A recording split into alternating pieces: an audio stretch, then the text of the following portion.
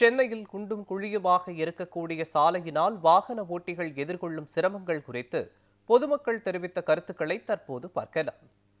Road பிரச்சனை என்ன ஆகுது? வண்டி தான் நிறைய ஃபால்ட் வரும். ஏன்னா இப்போ கார்னா வச்சு நம்ம இப்போ நடுவில் ஒரு பள்ளம் இருக்குன்னு வச்சுங்களேன், இப்படி ரைட்டில் கட் பண்ணிட்டு போயிட்டு இருந்தலாம். இது அப்படி கிடையாது. நீங்கள் கட் பண்ணா சரி பள்ளத்தில் தான் வரும். இப்போ லெஃப்ட்டில் ஒரு கார் வருதுன்னா நம்ம லெஃப்ட்லையும் போக முடியாது. நேராக அந்த பள்ளத்தில் தான் விட்டாகணும். அது விட்டனா இஞ்சில் ஃபோர்க்கு வச்சிங்கன்னா ஒரு 2000 3000 செலவு வைக்கணும். அதுதான். ஏன்னா ஒரு ஒரு பள்ளத்தில் தான் பரவாயில்ல. எங்கெங்கேயும் எங்கே பாரு பள்ளம் தானே இருக்குது. இங்கே ஒரு 4 இது போனேன்னு வச்சுங்களேன், இங்கேருந்து ஒரு கிலோமீட்டர் போகிறதுக்குள்ளே பார்த்தா அப்படி ஒரு 4 5 பள்ளம் இருக்குது. எங்கன்னா வருது எப்படின்னா அதுவும் இந்த நோண்டுறாங்க பார்த்தீங்களா, நோண்டிட்டு அந்த இடத்துல என்ன பண்ணுறாங்க, ஒரு ஒயரை போடுறாங்க போல. ஆனால் திரும்பி அதை ஒரு பேட்ச் போடுவாங்க, க்ளோஸ் பண்ணால் பிரச்சனை கிடையாது. அதுவும் ஒழுங்காக பண்ணுறது கிடையாது. அதை என்ன பண்ணிடுறாங்க, அப்படியே குழி தோண்டி விட்டு அப்படியே போட்டு போயிறாங்க. அதில் போய் டம்மு டம்முன்னு இது தேவை ஆட்டோ தான் நிறைய செலவு வைக்கவே இல்லை. ஒழுங்காக அந்த பேட்ச் போட்டு விட்டா கூட ஒழுங்காக நார்மலாக இருக்கும் ரோடுங்க. அது அதை சரியாக பண்ணுறது கிடையாது. அது ரோடே சரி கிடையாது எங்கேயுமே. ரோடே இப்போ சரியில்லை சார். சரியில்லாத குண்டும் குழியுமா இருக்குது. ஒரு மழை வந்ததுன்னா எந்த போய் பள்ளத்தில் விடுறோம் அப்படின்றதெல்லாம் தெரிய மாட்டேன்து. அதில் பேசஞ்சருங்க மெதுவாக போப்பா மெதுவாக போகணும், எவ்வளோ தான் மெதுவாக போனாலும் பள்ளத்தில் நம்ம விட்டால் என்ன ஆகும்? அது இதுவாக தானே ஆகும். அதனால் கொஞ்சம் மோசமாக தான் இருக்குது. சில இடத்துல வெளிச்சம் இருக்குது, சில இடத்துல வெளிச்சம் இல்லை. ஒரு இடத்துல ஒரு மாதிரி இருக்குது. இந்த மெட்ரோ போட்டு ரொம்ப அது வேறு ரூட்டை டைவர்ட் பண்ணி ரொம்ப அது வேறு கொஞ்சம் இதுவாக இருக்குது.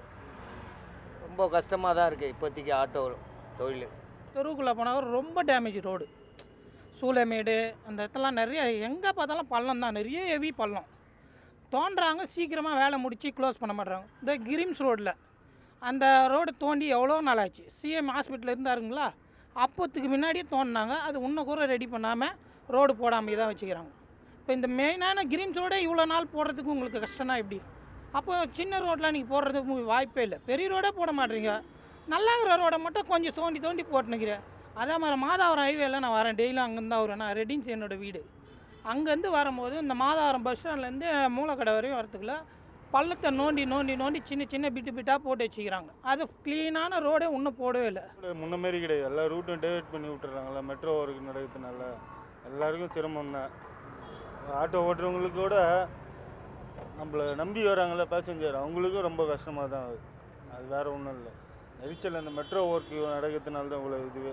இல்லைன்னா நார்மலாகவே எப்பயும் போலையுமே ரூட்டு கிளியர் ஆகும். அதிகமாக போக்குவரத்து நெரிச்சல் அதிகமாக இருக்கிற இடத்துல தான் பள்ளமாக இருக்குது. அது உடனே கிளியர் பண்ணால் பிரச்சனை கிடையாது. இப்போ ஹெவி லோடு வண்டியெலாம் போய் பள்ளமாக வருது, பஸ்ஸு அதே ரூட்டில் போகுது. மெயினாக ஸ்கூல் ஏரியாவில் தான், ஸ்கூல் காலேஜ் ஏரியாவில் தான் அதுமாரி நடக்குது. வேறு எந்த இடத்துலையும் அதுமாரி. மற்ற இடம்லாம் பார்த்திங்கன்னா சந்து பொந்தெல்லாம் நீட்டாக தான் இருக்கும். அது க்ரௌடு எங்கே அதிகமாகுதோ அந்த இடத்துல பள்ளமேடு அதிகமாக இருக்குது. ரோடு ஒழுங்காக இருந்தால் பரவாயில்ல. அது நோண்டி திருப்பியும் சொண்டி போட தான் அது திருப்பி தான். நம்ம ஹைவே ரோட்டில் சிமெண்ட் ரோடு போட முடியாதுல்ல, தெருவில் தான் போட முடியும்.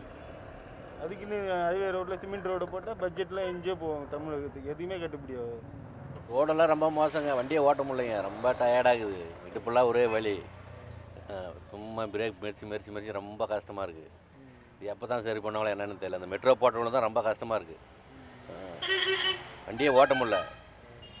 ஒரு சவாரி எடுக்கணுன்னா கூட 1/4 மணி நேரத்தில் ஓட்ட வேண்டிய சவாரியில் வந்து 3/4 மணி நேரம் 1/2 மணி நேரம் ஆகுது. அவ்வளோ ஒரு டிராஃபிக்கு.